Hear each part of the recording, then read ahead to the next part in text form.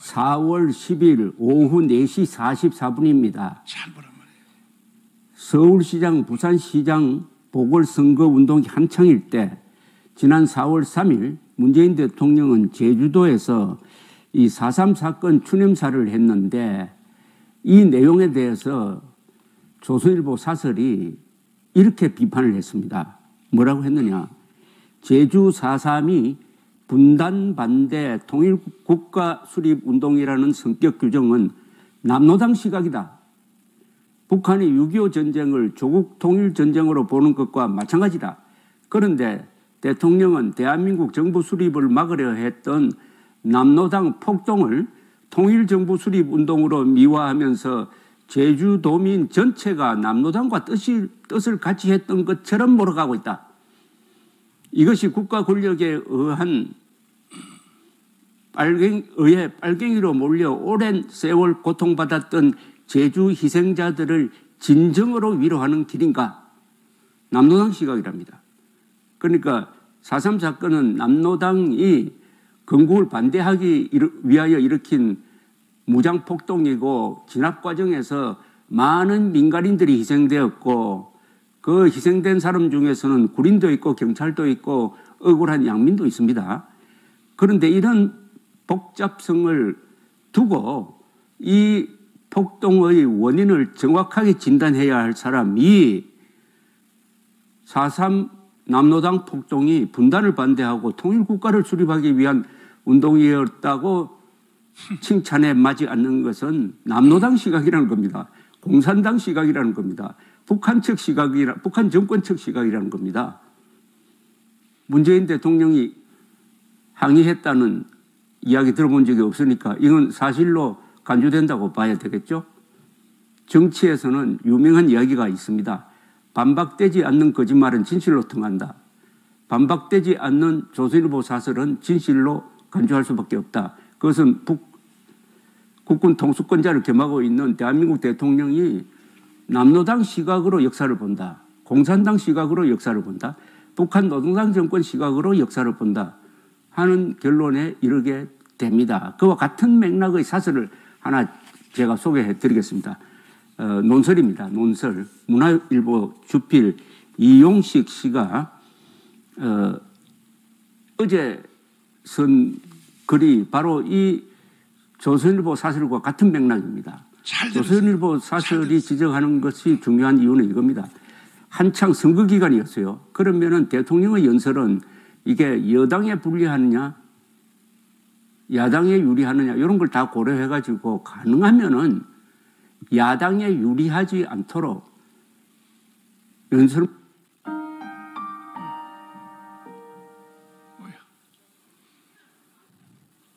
조심하는 게 원칙입니다. 그런데도 이렇게 내어놓고 남노당적 시각을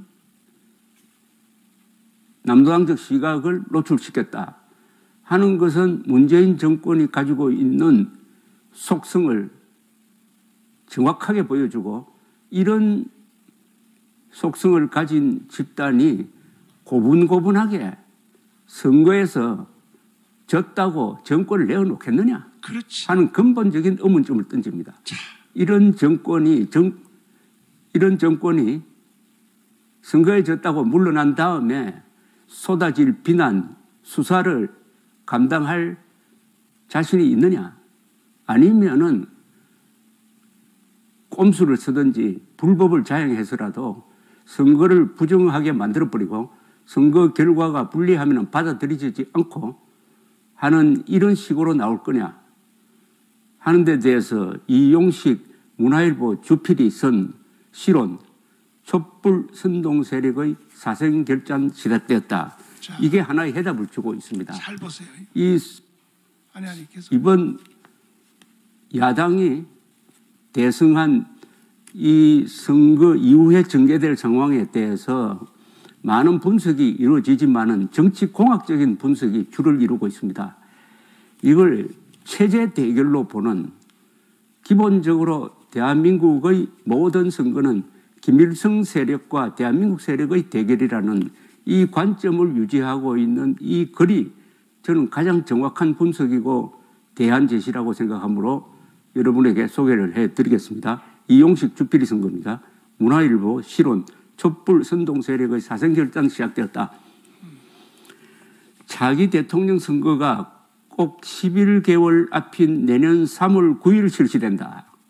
새 대통령이 5월 10일 취임하고 6월 1일엔 전국 지방선거가 예정되어 있다. 다가오는 선거전은 과거와는 차원이 다르다.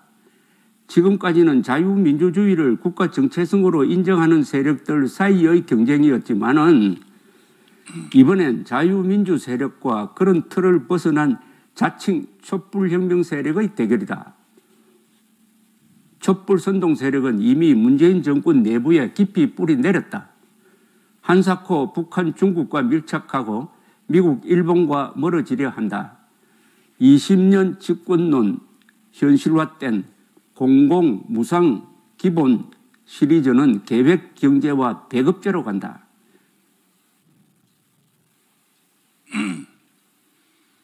법치도 법 앞의 평등이 아니라 정권 옹위 수단이 된다. 법리와 증거보다 진영과 동기를 따지는 인민재판 조짐도 점차 강해진다. 한국 정치에서 11개월은 영원이라고 할 만큼 긴 시간이다. 지지율 1위 후보가 사라지거나 지지율 1% 후보가 대통령이 된 적도 있다. 서울, 부산시장 선거에서 향후 양상을 유추할 수 있다. 우선 촛불 세력은 재집권을 위해 수단과 방법을 가리지 않을 것이다. 가덕도 재난지원금 같은 포퓰리즘 정책을 위해 정부와 국회 권한을 총동원했다. 그래도 부족하자 인신공격으로 돌았다. 최소한의 도리조차 팽개친 광권, 검권 동원을 보면 자유당 시절로 돌아간 것 같다. 그래도 자유당 정권은 부끄러운 줄을 알고 관변단체를 내세우거나 몰래하는 신용이라도 했는데 현 정권은 대통령이 앞장선다. 선거에 져도 승복하지 않는다. 사퇴나 쇄신쇼를 벌이지만 제가 승무원 생활을 하면서 내는 그대로다. 패배를 교묘하게 분칠하면서 정국을 다시 뒤엎을 전략 전술 구상에 몰두하고 있을 것이다. 1년 만에 압승 지역에서 대패했다면은 반성하고 정책 변화를 모색하는 게 정상인데 시의회를 장악하고 있으니 시장 노릇을 못할 것이라고 위협한다. 대선도 마찬가지다. 탄핵 노하우가 쌓인 데다 정치 환경은 더 유리해졌다. 대법원, 선관위, 공수처, 경찰 같은 국가기관을 친위대처럼 만들어 놓았다. 사정이 이런 만큼 자유민주 대 촛불 대결은 해방 공간의 좌우익 대결을 방불케 할 것이다. 당시엔 유혈 충돌과 암살까지 자행되었다. 특히 권력 장악을 위해 남노당 등 좌익 계열은 유리하면은 선전선동과 협상에 나서고 불리해지면 폭동과 위조 집회, 발행 등 수단과 방법을 가리지 않았다. 제주 4.3과 여순 반란 사건도 그 연장선이었다. 공교롭게도 문 정권은 두 사건에서 모두 대한민국보다 무장 봉기 세력을 편든다. 이번에도 인터넷에 오세훈 암살글이 떠돌았다. 촛불 선동 세력이 이처럼 사생결단으로 나서면 야당이 승리하기 어렵고 혹 집권해도 정권을 유지하기 힘들다. 이를 돌파하려면 강력한 야당이 필요한데 국민의 힘은 문정권 실패 위에 존재하는 기생복 신세다. 이번 야당 승리의 1등 공신은 문 대통령이고 다음이 한국토지주택공사 직원 투기를 폭로한 참여연대와 민변, 그 뒤에 조국, 추미애, 윤미향, 박원순, 김상조, 박주민 등이 있다는 우스갯소리에 일말의 진실이 있다. 지금 야권에는 대통합 이외에 다른 선택지가 없다. 국민의힘부터 알량한 기득권을 완전히 버려야 한다. 통합 플랫폼 기능을 제외하고 당명도 당직도 지분도 고집할 필요가 없다. 비워야 채울 수 있다. 그리고 과감한 외연 확장에 나서는 것이다. 오세훈 서울시장과 박영준 부산시장 역할도 중요하다. 안철수 국민의당 대표와 윤석열 전 검찰총장과 함께해야 한다.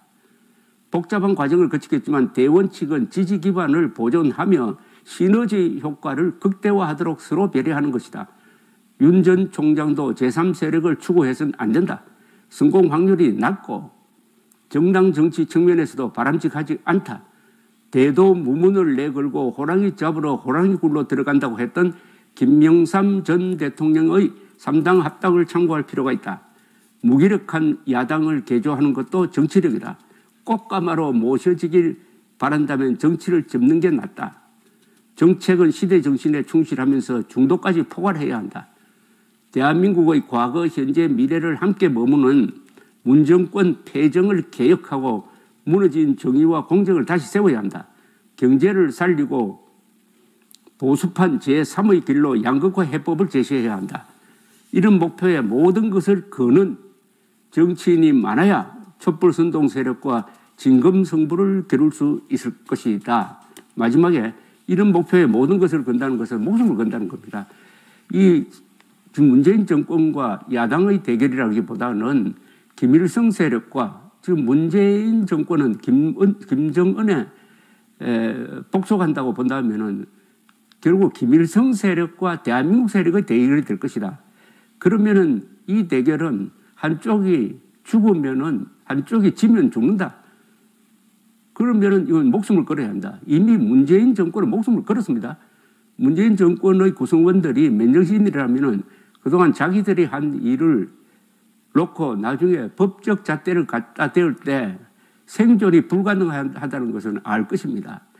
그런 이적행위, 반역행위, 불법행위, 헌법 파괴 행위가 이번 선거를 통해서 다가오는 선거입니다. 다가오는 대선을 통해서 심판을 받는다면 가만히 있겠습니까? 살기 위해서 몸부림치지 않을까요? 여기에 북한 노동당 정권이 다음 대통령 선거에 개입할 수도 있다. 시진핑도 개입할 것이다. 이렇게 본다면은, 이것은 크게 본다면은 해양 문화권과 대륙 문화권의 대결이고 한미일 동맹과 북한, 중국, 남한의 문재인 정권 사이의 대결입니다. 이런 대결이 순조롭게 이루어질 수 있겠느냐? 선관위가 그때 가면은 노골적으로 민주당 선전기관, 선동기관 역할을 하지 않을 것이냐? 경찰은 어느 쪽에 설 것이냐? 검찰은, 공수처는, 그리고 문제가 되었을 때 헌법재판소는, 대법원은 어떤 판결을 내릴 것이냐?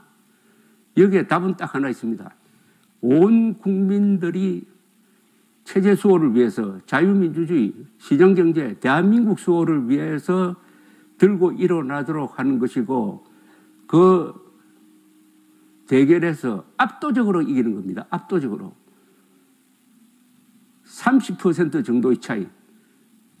이렇게 나오면 엄두를 못 내죠. 부정을 지지를 엄두를 못 냅니다. 그러면은 국민의당을 현실적으로 플랫폼으로 삼아서 대한민국 세력 다 하나가 돼야 한다. 하나가 돼야 한다.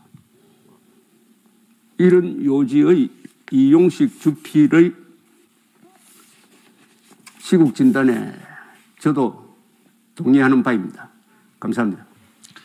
자,